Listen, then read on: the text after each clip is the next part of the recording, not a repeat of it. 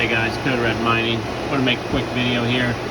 It's a common question that comes up is what type of risers to use and what risers do I use. So originally when I first started mining, obviously I didn't know much what I was doing per se. So I just bought whatever risers I could. I ran into, and this was when I was new, so troubleshooting was tough. I was trying to do plenty of research, which thank God there's just so many good YouTubers out there with so much content and content that will walk you through every step. All you have to do is just take the time and digest the content, and you'll learn everything that you need to. And if worse comes to worse, there's a question you can't figure out, all the YouTubers, including me, have great discords with people that are willing to help you for free and love to help you.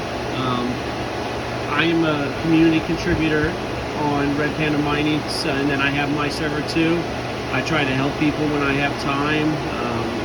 You know, I appreciate the help people gave me, so I like to return that to people and help them out as best I can.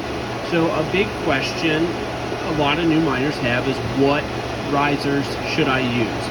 And the simple answer now, and when I first started mining, GPU risers was not a thing. There was all these, and I'm not going to try and dig them out. I'm pretty sure I threw them all away. They were basically, here, I got a box with, oh yeah, here. These are all my spare risers. Hang on, here.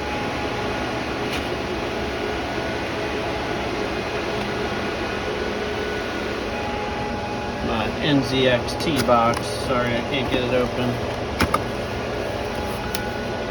Who's been watching the new Halo? Raise your hand if so. I've been digging it. Oh, flow days, that's what's up, flow days. Alright, so let's talk risers. So, GPU risers were not around when I first started mining.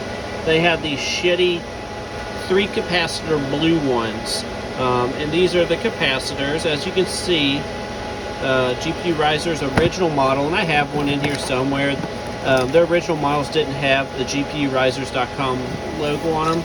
And there's a great interview with one of the main owner of GPU risers on, oh shoot, what's that guy's name? The Hobbyist Miner. He does an interview with him. Baby Toys, right over there. He does an interview with them, and it's actually a really great interview, and how he talks about the process that they went through. And, you know, I've had GPU risers, I've had one like die, they don't even question it, they just send you one again. GPU risers has been a great supporter of so many community YouTubers.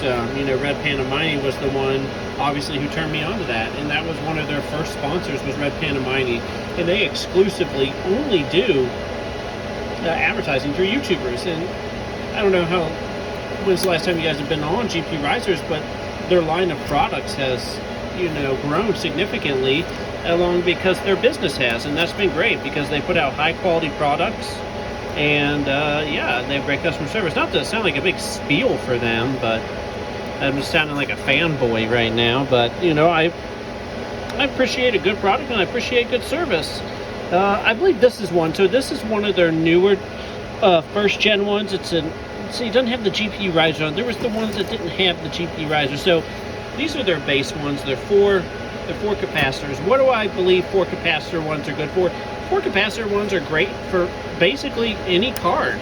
Do not be scared to use 4 capacitor risers. What do I think 8 capacitor riser ones are for? I believe I use 8 capacitor risers for high power cards. So let's say 2080 Ti's, 3090s, 3080 Ti's, 3090 Ti's for sure. You want to use more capacitors. I stand behind GPU risers, but I've tried a bunch of different ones.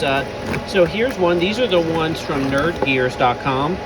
They had it where you could buy just individual risers, so I bought a few because obviously I didn't need like 8 at the time, and as you know, when you pay for quality, it costs a little extra, and most people that have been in the mining business for a while will pay that extra because it's worth it. I'm trying to see if I have, I have 2 other kinds. Let me see if I can spot them here without having to go to a rig.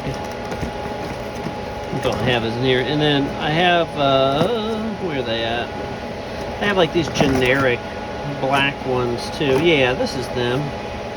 Yeah, so this is another one I had gotten. So it looks like this one, but as you can see, there's no additional ports. These ones I found on Newegg, it was $40 for a 6-pack, and they were 8 capacitors.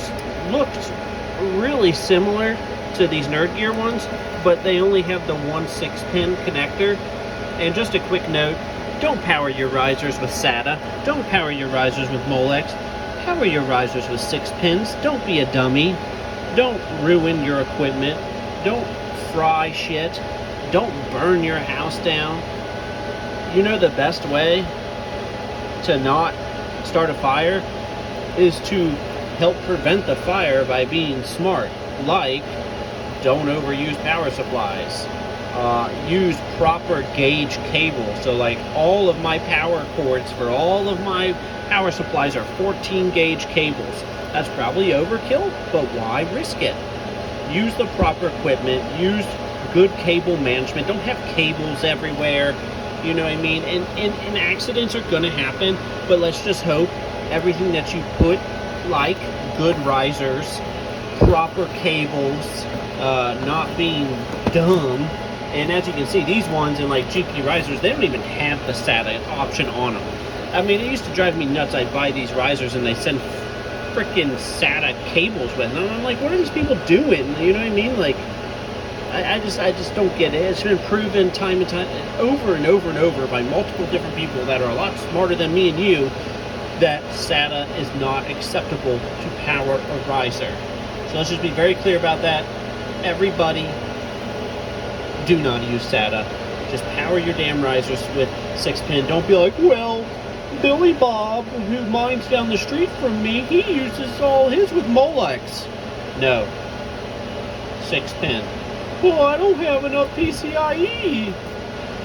Well, you can use splitters, but don't be stupid. Don't split the splitter, okay? I've explained how I power my cars in another video. You guys are more than welcome to go check that out, but you'll see them here when we're looking for these risers. Sorry for this off, you know, tangent there, but I just think it's extremely associated with risers and equipment and how you power stuff and the way you take care of your stuff. So like, okay, for example, I'm going to use this flashlight. I'm going to turn it down a little bit. You can see that 2080 Ti, I had it on Flux originally, so I knew I was going to be pumping a lot of power through it. So I made sure to use an 8 capacitor riser. So there's the 2080. Okay, see that red one there? That is one of the original ones that AAA Wave had. I bought some from them. They were good price. They're just 4-pin. They're just 4 capacitor ones. They did have another one come out. I can't. Oh, there it is. So see, it's like kind of oranges. Oh shit, sorry. See how it's kind of oranges? That is an 8 capacitor one. And I actually bought it off Newegg, but it said it was from AAA Wave. It was like a 2-pack. I wanted to try them. They're really neat, and I actually really enjoyed them. I actually ended up buying 4 more, so I have 6. As you can see, some of these, so like that one has the fancy light. There's another one of those orange ones. So, GPU risers recently came out, I believe with a 10 capacitor, and it shows the temp. But don't be mistaken, that's not the temp of your card. That is the temp of the riser board. And one of the things that the guy said in the interview is some people just like to pimp their rigs out. And you know what? I couldn't agree more. Some people just love to have matching everything. They love to have, you know, the matching white 3096 rig with the white frame, the white splitters, the white risers, the white on white on white, and then like, you know, they like sprinkle some freaking gold powder on it, and they want them fucking 10 capacitor risers, son. They want that sparkle. I have no use for 10 capacitor risers. I just plain don't. I think they're really slick looking and really neat, but I think 8 capacitor is about the highest I need. I just can't ever see me needing 10 capacity, but that may change when the 4000 series comes out and the base card uses like 700 fucking watts. Sorry, I'm really passionate about risers. I don't mean to get all amped up, you know. Yeah, used to have so many problems with risers in the beginning. I just thought my rigs, I was doing something wrong, and come to find out it's the risers. And let me give everybody a tip right now. If you're having problems, change your riser. Always have spare risers. If you're like, oh, my rig's shutting down, I've tried everything. Did you try changing the riser? And that includes changing the USB cable and, you know, the actual like PCIe ×1 that plugs in the motherboard, or if you're using a motherboard like this, that's just the USB one, which these boards rock. If you guys want a link for these, there's a link in my Discord in the mining channel. It's pinned for these boards from Alibaba. I actually have 2 of these. They're awesome boards. They're cheap, and yeah, you can't beat them. And I love the USB plug-in, 12 GPUs.